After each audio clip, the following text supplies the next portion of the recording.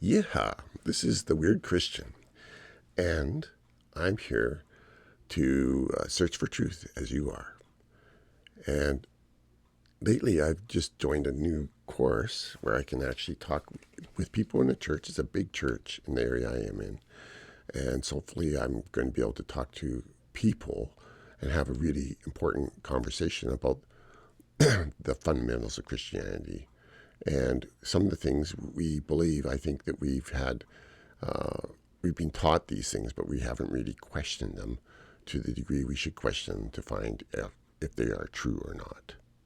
Okay, and truth is this: it's a search using the premises of consistency, eternalness, and omnipresence. So, black is not white, that's consistency. Up is not down, man is not a woman, that's consistency. If you start saying that men and women are trans, you are being inconsistent. And in such way, to me, it's a form of insanity if you're inconsistency. So that's when you say fantasy and reality is the same thing, you're merging them, and so you are being inconsistent and so forth. So I just wanted to make sure you understood that. It's a form of insanity as far as I am concerned.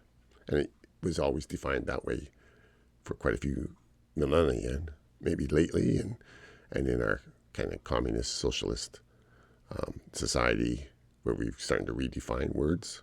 War is peace and hatred is love and so forth. Kind of a 1984 Orwellian place we are in right now. But okay, that's just another story. And eternal is more than just time. It is where there was no time. It's basically an age that is defined by properties. So you can have an age where there's no time, no space, where the universe isn't created or isn't in existence, and that would be the age of no time, space, and would be basically where God is, because God is there. There's no place where you can't get away from God, even when there's no place, which is interesting. Okay, so that's kind of what eternal is about. So you use those premises to find truth, and that's what I do, which leads me to conclusions that many people have not considered. Anyway, I'm taking this course, Why Believe, at this church, and I've met some nice people, and we get to talk. So far, we just talked about some topics, not about who God is, but there is a God.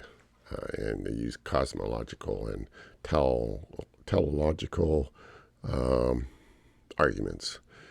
So it just shows that,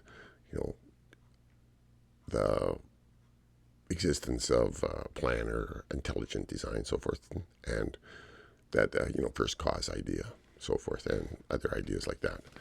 But that doesn't talk about who God is in his character and how he deals with us. So it will be later on, we'll be talking about that in topics. But after the talk, I talked to a few fellows, and when I was talking to one person, I said, a Calvinist, 4-point Calvinist told me that I was apostate. And he says, and the fellow says, well, I kind of believe some of the ideas of Calvinism. Okay. And so anyway, then he went on to do some other stuff.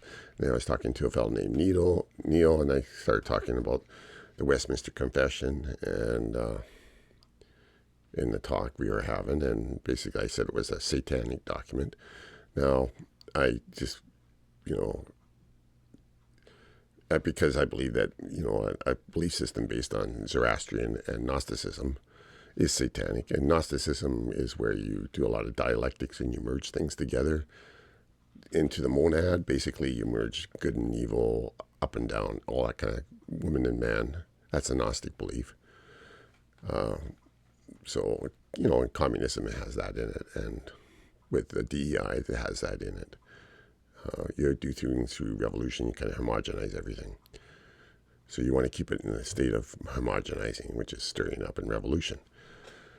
Anyway, Calvinist document has much that kind of dialectics going in it, where it makes insane statements and wants you to be that way. It's a document that was written in 1647. It was supposed to bring the people together, and it was ratified by Parliament and supported by different groups of churches, like the Church of Scotland and Church of England, and I don't know, whatever other church was around at that time that had any authority. And basically, it's a Calvinist document, which is, I don't believe, from what I've studied about Calvinism, it's not Christian, actually. It's just a religion that pretends it's Christian and uses eisegesis to support its theology, which is not exegesis. It's where it's basically projects ideas into scriptures and say, this is what it means, and you can read it and you think, well, no, it doesn't mean that. But anyway, so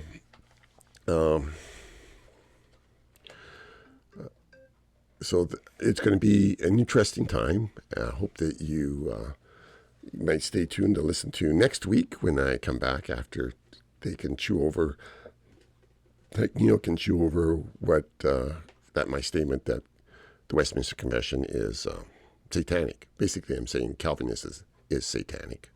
It's not Christian. I'm not saying that I hate Calvinists or anything. I'm just saying their beliefs are satanic. I'm not saying all Calvinists are satanic or anything like that. I'm just saying, because through my study, I've figured out through the Bible and so forth what makes us Christian. And it's basically our covenant we make with God, our blood covenant, which we remember at communion, which most people don't know what a covenant or a testament is. There's another story of making dialectic of words, merging words together, which aren't the same. But anyway, that's another story. I talked about that before, but nobody seems to want to listen anyway. But if you do, if you want to continue to watch my journey in this, you'll see it next week about this time. I'm also going to be probably talking to, making a live thing sometime with a friend of mine. We're going to talk about topics. And so that should be fun. And if we get it all set up, we can probably have other people come in. If our software, once we figure out our software and all that, so they can be involved too in the discussion. So stay tuned. Things are happening. It's going to be a fun year, 2025. God bless, and may you be a seeker of truth as I am, or maybe not as I am. We'll find out. But a seeker of truth in any case. God bless, and keep searching.